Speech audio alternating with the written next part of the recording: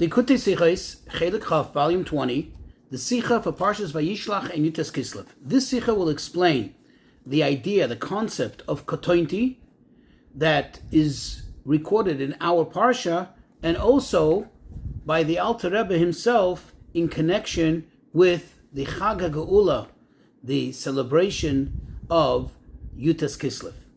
So first of all, it's worthwhile to review the verses in the Parsha, and that is chapter 32, verse 10 through verse 12. In short, what it says over there is Yaakov makes a prayer. He is concerned about his encounter with his brother Esau. And he says to Hashem, you're the one who promised me that you're going to do good with me. And then he says, Katointi mikol hachasadim mikol ha'emes. I've become katointi. Katointi means, literally comes from the etymology, the root word is katon, small. I've become small. He felt unworthy for all the greatness that Hashem has done for him. And therefore he asks and he says, please Hashem, you promised me that you will do good with me, you will protect me, please protect me. So just as a quick introduction, to familiarize ourselves with several of the concepts that will be discussed at the Sicha. Number one, we all know that the ultimate purpose is Yafutzu Meinasecha Chutza, as was told to the Baal Shem Tov by Mashiach himself, that, quote, your well springs have to be spread to the outside. Now we know that this was basically propagated by the Alter Rebbe, specifically Chassidus Chabad, the Alter Rebbe, more so post, that is, the miracle of Yutas Kislev. As the Rebbe Rasha pointed out, as we'll see in the Sicha, that there is a tremendous difference between before Peterburg and after Peterburg. And it's very evident also in the Maimorim, in the level of dissemination of Chassidus that took place post the redemption of the Alter Rebbe. Also, something to be familiar with, in the story of Yutas Kislev, we know that the Alter Rebbe, after he was already officially released, and he was led to the home of one of his Chassidim. Remember, he did not live in Petersburg, in Peterburg. Rather, they asked him where he wants to go, and he gave him an address, but a mistake was made. And instead of leading him to the second floor where his devout Chassid was residing, they led him to the first floor where one of the most staunch Misnagdim lived. And for the next several hours, for 3 hours, that Misnagid basically tortured the Alter Rebbe verbally and psychologically tried to torture him. That's why, by the way, we celebrate not only the 19th of Kislev, Yutas Kislev, the day in which the Alter Rebbe was released towards the afternoon, towards the evening that is. Rather, we also celebrate Chav Kislev, the 20th, because by the time the Alter Rebbe was quote-unquote freed from that imprisonment, from that torture, it was already the 20th of Kislev. One more final thing, the word chet, which typically is translated as sin, right? You have a chet, we say it in Tachnun, we say it al chet, we say it on Yom Kippur. However, the true etymology of the word chet doesn't mean sin, as in something felonious, as in something as a transgression, namely, but rather, or as a misdeed, but rather, it comes from the etymology of the word chisaron, which means an insufficiency or something that's lacking, something that's missing, as we'll see in the Sicha.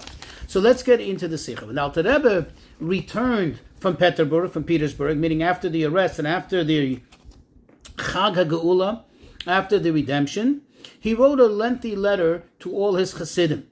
And he heads the letter by saying, Achare biyosei mi Peterburg. This the Alter Rebbe wrote specifically after coming back. That means the problem was behind him. In this letter, the Alter Rebbe explains the verse that appears in this week's Parsha, the verse, Katointi mikola chasade mikola emes, and he explains that what does it mean I became smaller, I became less worthy, so to speak. Because of all the kindness and because of all the great truths that Hashem has done for me. So the Alter Rebbe explains that because every single kindness that Hashem does for a person, the person has to feel smaller and smaller, meaning the person has to become more and more humble. Why? Because every time Hashem shows you that closeness, that kindness, and you get closer to Hashem, this has to elicit a greater level of bittul. And therefore he warns his chassidim that they should not chas v'shalom feel a sense of arrogance and superiority to all those misnagdim that cause them all those problems. And again, he stresses that in every single kindness that Hashem does with a person, he has to feel more humble. Now, the basic pirush, meaning the pshutai shel mikra, as spelled out in Rashi, of the word kotointi. Right here, the Alter Rebbe brings it as becoming humble, right? Being smaller, but in the sense of making yourself humble.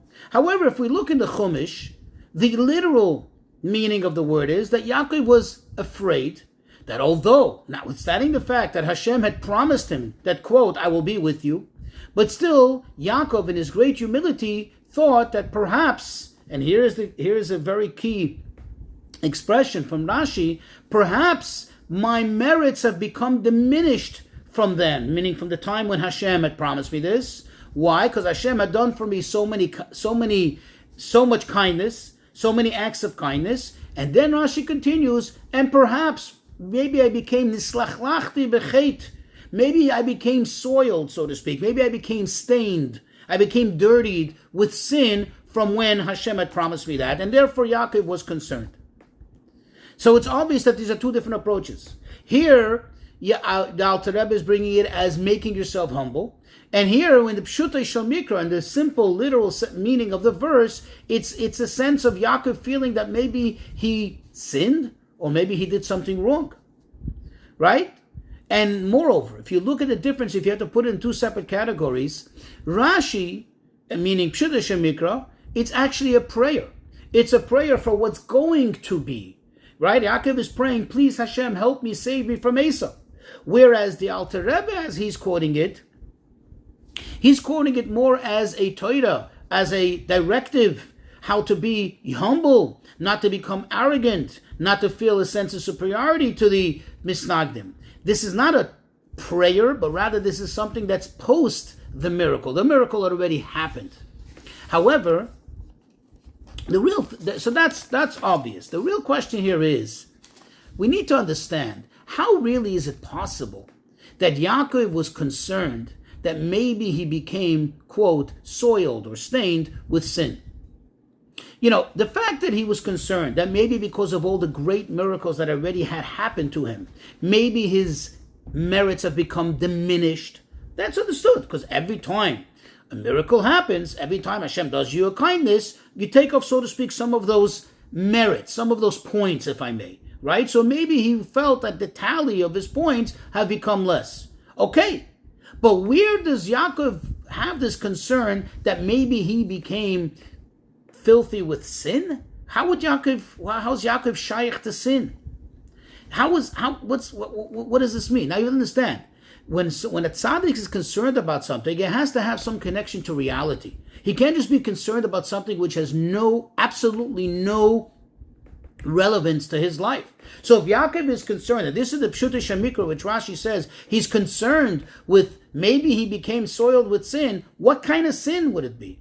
Now, moreover, the question is, from the fact that Alter Rebbe quotes it in his letter, and refers to this, that he says Yaakov was concerned that maybe nislachlich b'chet, that maybe he became, embedded with sin, and therefore he was very, very humble, and therefore it seems that the Alter Rebbe also is incorporating this into his letter. In other words, the fact that the Alter Rebbe quotes this whole thing, and he brings this idea that Yaakov Avinu was concerned about the sin, tells us that it has some connection to the sin. The question is, how is it possible, any whatsoever, even on the most minute level of sin, to Yaakov Avinu and then to the Alter Rebbe? How is this possible? What does this mean? It's got to mean something. There's no way that it can mean in the literal sense, because how is the Alter Rebbe and Yaakov Avinu shaykh to any sin? That's one question. A second question is, the Alter Rebbe had already experienced all his miracles. The Alter Rebbe is already post-Peterburg, meaning he's already back home. He's writing the letter after having experienced all the great kindness and miracles of Hashem. So what is this concern about the chait, about some kind of sin, whatever it may be, however we will explain it, what is the concern about it? What is the concern about that causing anything? What effect would it have? Everything already happened. So it says the Rebbe, in general, the answer is as follows. The explanation is as follows.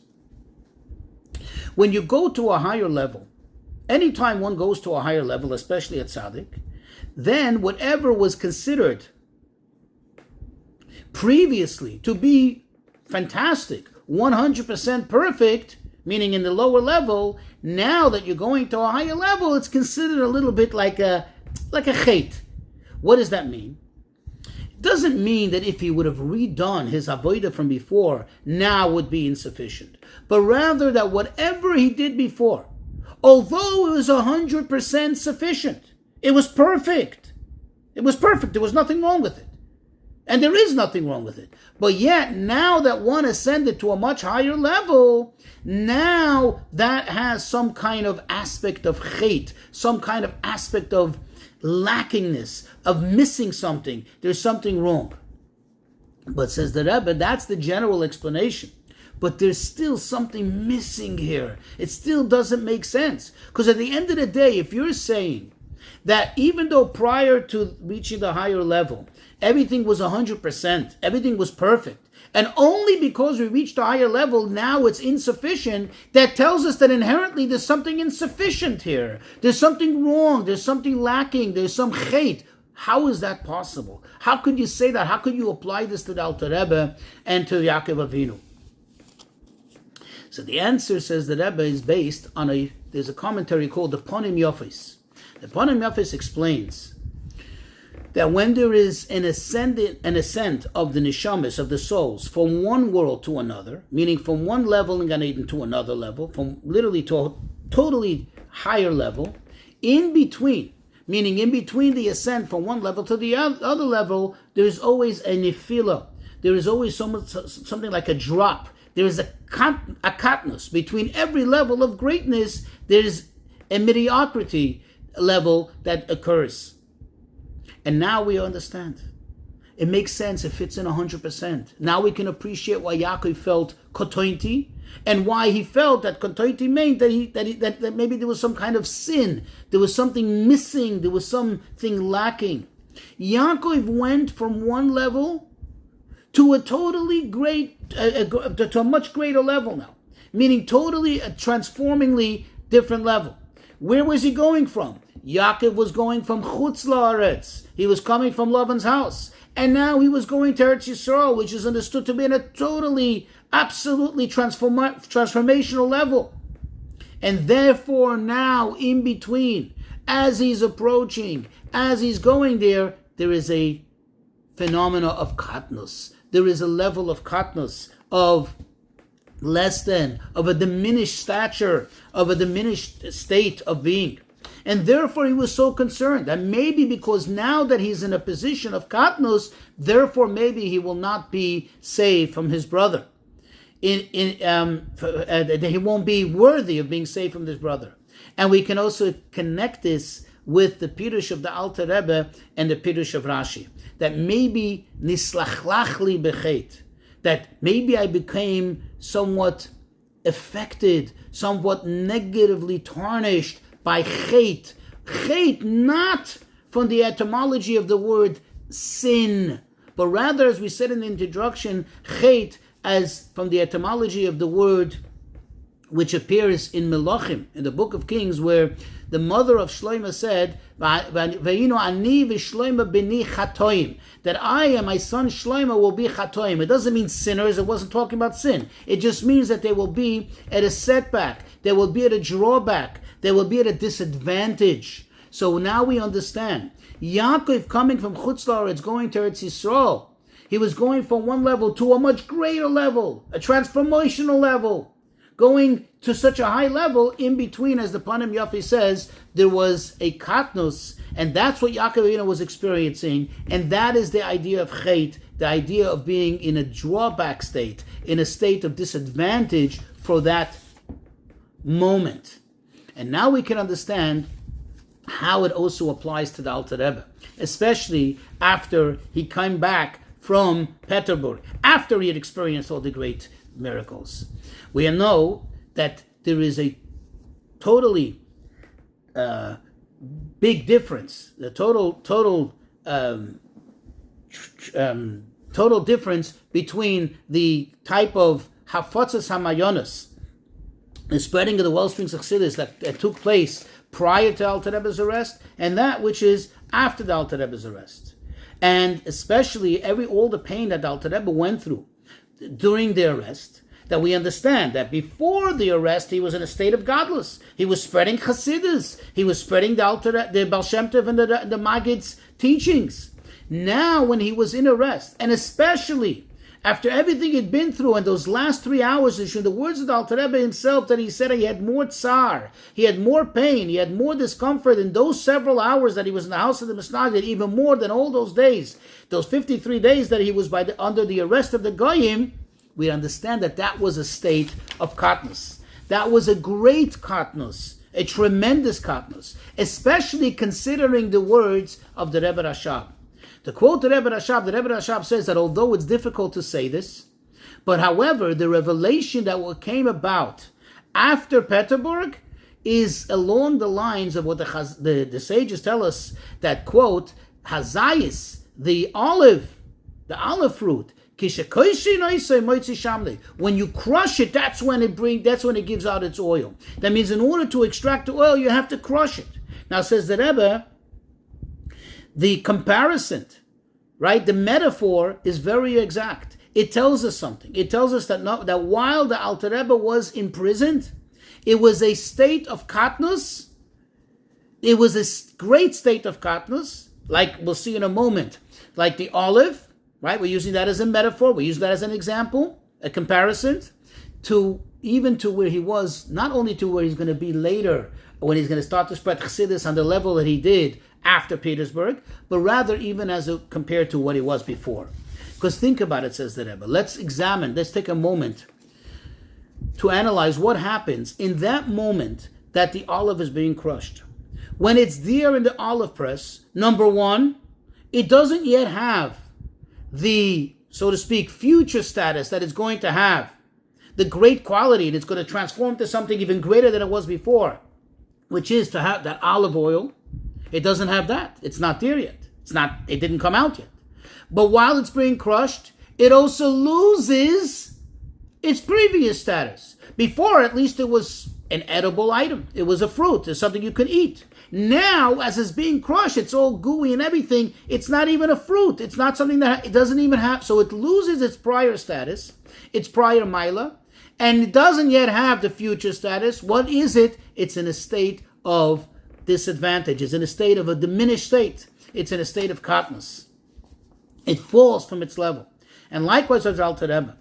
Before Peterburg, as we said, he was spreading Torah, he was spreading Chassidus. Afterwards, he started to spread in a whole total transformation, in a much greater level than ever before.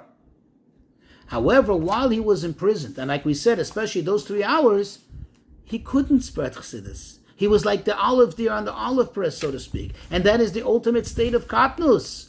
And you can understand that this is not only a katnus for the outer world that's not able to receive from him, so to speak, that is not receiving his inspiration, his teaching of Chassidus, but also for him himself it was a state of katnus. Why? Because as we know, as a precedent from Avrohom Avinu, that it says about him, when he was so eager to do chesed, he was so eager to serve his guests, that when he didn't have guests, he had pain. He was pained by it. Same thing with Alter Rebbe. It's obvious that when he couldn't spread Chassidus in that time that he was confined, and against his will, he couldn't spread Chassidus, he was in the ultimate state of katnus. He himself also suffered, not only the outside world. So now we understand why the Alter Rebbe brings into his letter this whole concept of katointi, because he too was going through it from before Peterburg to after Peterburg, the time in between the arrest and everything else. That was a state of katointi. Says the Rebbe, every single year these matters are replayed. We know that every single year as we celebrate it, it happens again. So this idea of katointi, and also we see it's not just by coincidence, though we always read Parshas Vayishlach in or around or in leading up to Yutes Kislev, in this parsha is where it says this verse, Katointi B'Kol HaChasadim.